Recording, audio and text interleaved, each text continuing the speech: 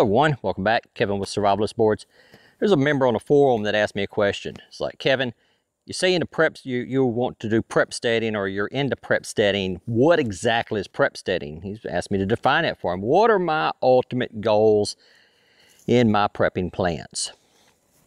First, before we get into all that, let's back up a little bit. Let's back up to, say, the 1980s, 1990s. And some of y'all are saying, Kevin, really?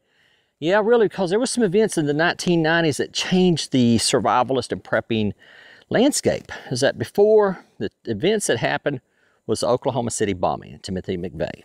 Before the Oklahoma City, Waco, Ruby Ridge, that if you said you were a survivalist, people were like, okay, so you're stockpiling food, stuff like that, getting ready for a nuclear war, stuff like that, which was the way that people lived through the Cold War.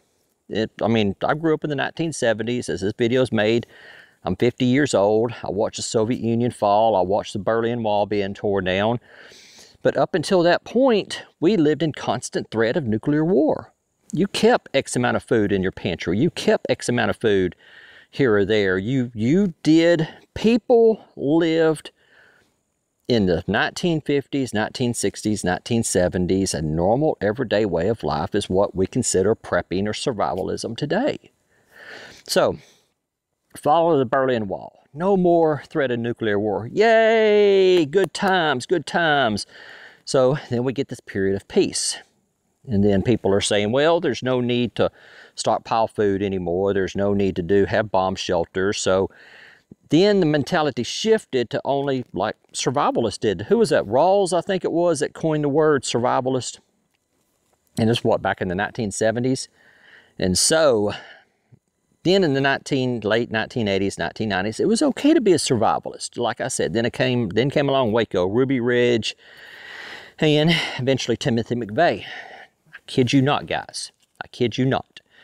After the Waco incident, not Waco, Oklahoma City bombing, Timothy McVeigh, the guy and I were at work talking, and he said, we were talking about nuclear war, famine. I said, yeah, I'm a survivalist, stockpiling food, stuff like that. I kid you not, guys. He looked at me straight in the eye, and he said, you're a survivalist, so you want to blow up buildings like Timothy McVeigh. Just kind of set me back. It was like, no. He said, yeah, you're a survivalist. That's what survivalists do. They're terrorists. They blow up buildings. And I mean, he wasn't kidding. He was serious. It wasn't just one person that did that to me. It was a couple of different people, different time periods, not at the same company. Hey, go over there and talk to Kevin over there. Tell him he's a terrorist. He's a survivalist. No, it wasn't that. It was several different people over several different years, not related, didn't know each other, that told that to me to my face. And so it was like, okay, well, we don't talk about that kind of stuff anymore. No, I'm not a survivalist. Prepper's more politically correct. Yeah, then came along the term prepper. Yeah, we're preparing. We're preparing for something to happen. So I was watching one of Southern Prepper's videos, and he commented something about yo-yo prepper. An event happens, somebody gets interested in prepping, lose interest. And I see this on the forum. I can look at the traffic of the forum when like the swine flu came out in 2009 or something happened in 2012, or you see these different events and you see people get interested in prepping, then traffic drops down. People get interested in prepping, traffic drops down. It's that yo-yo effect. That's what Southern Prepper was talking about. Survivalist. This is debatable. A lot of people are going to say, Kevin, that's not right, blah, blah, blah, blah. Now, it's my opinion. The guy asked me my opinion, so I'm giving y'all my opinion. Survivalist is more hardcore than a prepper. I do not consider myself a prepper. I consider myself a survivalist. That guns, ammunition, I don't do guns and ammunition on my channel. We take a more militant approach to it, that in the event of a collapse of society, then we are ready. Okay? Preppers like, oh, I've got a pantry full of food. Yeah, I got my canned goods. I may have a couple of pouches of MREs. I've got this or that. That's a prepper. So Prepsteader sounds better than survivalsteader. It just kind of rolls off the tongue. It's more politically correct. So what is a homesteader? It's somebody who wants to be self-sufficient. Somebody can be a homesteader in an urban area with nothing more than a 1/4 acre in their backyard. A lot of people in urban areas don't even have a 1/4 acre, an 1/8 of an acre.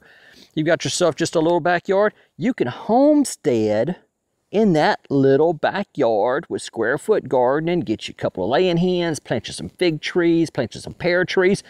You are a homesteader. Nobody has to own land. Nobody has to live out here in the woods to be a homesteader. So you can be a prepsteader who is prepping for a collapse, prepping for some type of event, and be a homesteader. You can be working on becoming self-sufficient. My goal here on the farm is to develop a semi-self-sufficient, sustainable ecosystem or farm. Got my chickens, got some fruit trees back here behind me. I don't know how they're going to do this year after that harsh winter.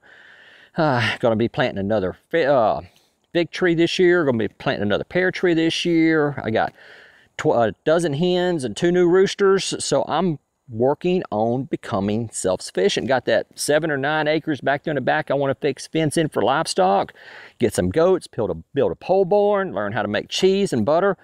But it's all a slow process. I work from home. I still do my stuff from the time I get up in the morning to sometimes 9 o'clock at night, 10 o'clock at night. Sometimes I work 18 hours a day, but from home. And so regardless of what I want to do, it's having the time and the resources to do it. So to answer the guy's question, it's like, Kevin, what is a prepsteader? It's somebody who's prepping for a collapse and wants to become self-sufficient, or not even prepping for a collapse. You're prepping for a disaster, an event. You live north of Houston and hurricanes are coming in. You're prepping for hurricanes and you would like to be semi-self-sustainable. If a hurricane comes through and you don't live in a flood zone, you're not going to get flooded out. Your power's going to be off for a few days. Got you a couple of laying hens, you got your little garden, you got you some fruit trees, you got your preserves put up, you got your canned goods. That is a prepsteader. For me, survival steader, which I don't even know if that word even really exists or not, more on the militant side of it, is that got my guns and ammunition, got my plans with my buddies, they've got their guns and ammunition, got enough guns to arm my family members, live at the end of a dead-end road, have plans to barricade the road if some type of big event happens, of where I can load my truck up with dirt or whatever, drive it up to the front of the road that I live on, barricade it, arm some family members, some friends show up, and all this planned out. Got 2-way radios where I can put a scout a 1/4 mile down here and a 1/4 mile down there and know when somebody's traveling the road, even getting near my house. So that's the kind of stuff that I, as a survivalist, look at that a prepper may not. Hope that answers some questions, guys and gals, and I will talk to y'all later.